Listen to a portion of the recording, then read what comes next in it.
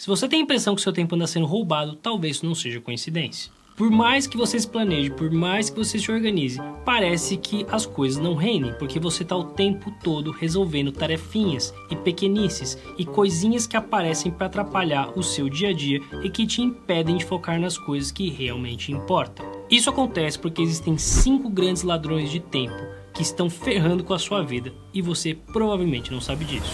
No vídeo de hoje eu vou te contar quem são esses ladrões e como é que você pode evitar que eles roubem o seu tempo. Ladrão número 1.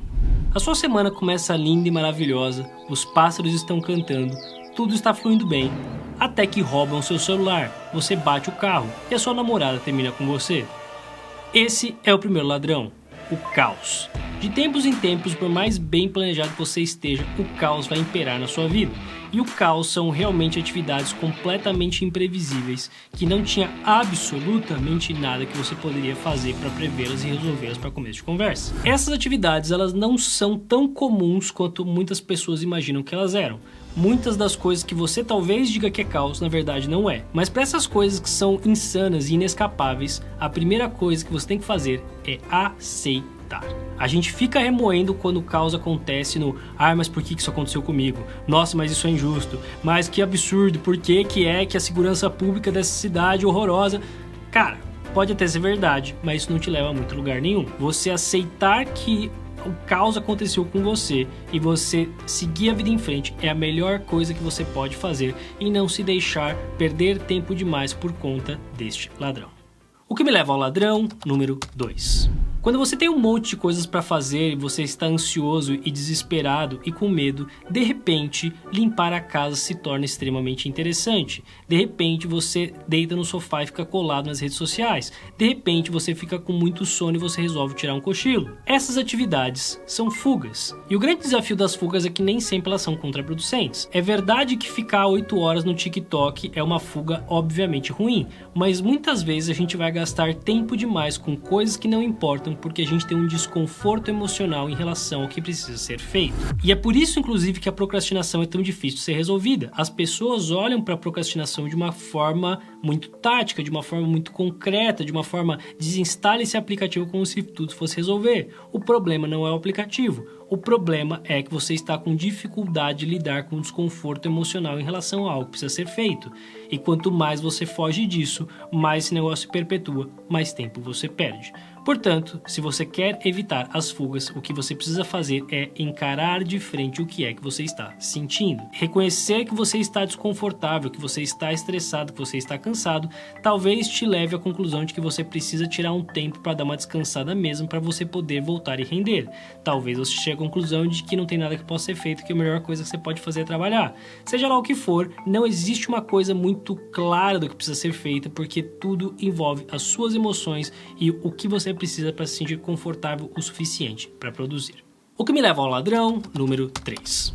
Muitas pessoas ao longo do seu dia estão trabalhando, felizes e contentes, e elas lembram que tem um relatório que elas precisam entregar, ou elas se dão conta de que elas estão devendo a resposta para um e-mail desde a semana passada, ou então chamam ela para reunião que ela podia jurar que era outro dia, mas é hoje. Todas essas coisas são atividades não mapeadas. Muitas pessoas imaginam que isso aqui é caos, mas não é. Essas coisas são previsíveis, elas deveriam estar dentro do seu escopo de organização, dentro ou do seu calendário, ou do seu aplicativo de gestão de tarefas, mas elas não estavam, portanto, elas se tornaram uma urgência. Então, para esse tipo de coisa, o Getting Things Done David Allen sugere sempre a ideia de você capturar seus afazeres, você ter essas coisas listadas em algum lugar e você organizar no seu sistema de produtividade é o que vai resolver em 99% dos casos.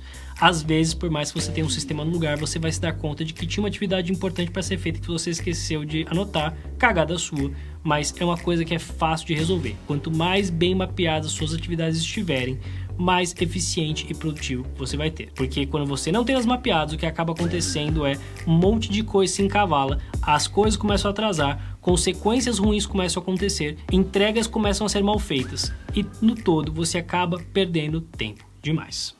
O que me leva ao ladrão número 4.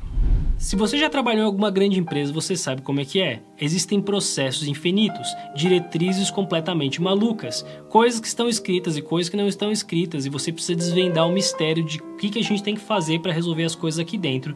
E por mais que você se esforce, tem um monte de processo que é completamente imbecil, que não serve para nada e é apenas burocracia. Mas isso não está só no mundo corporativo. Se você olhar para a maneira como você cozinha, você vai perceber que você provavelmente é muito ineficiente. Comparado com um restaurante que entrega 200 pratos em 2 horas, se você tentasse fazer isso, você ia ficar 5 dias cozinhando e ainda não vai ter acabado. A razão pela qual muitas pessoas elas perdem tempo é porque elas estão operando sob perspectiva de processos burros. Tem tarefas desnecessárias. Você vai e volta para fazer coisa que não precisa. Você não decidiu uma coisa importante ou você não planejou o que você tinha que fazer.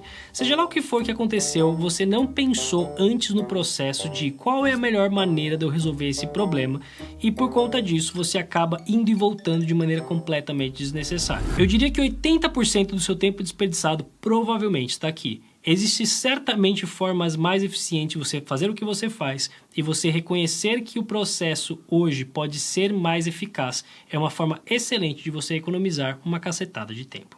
O que me leva ao ladrão número 5.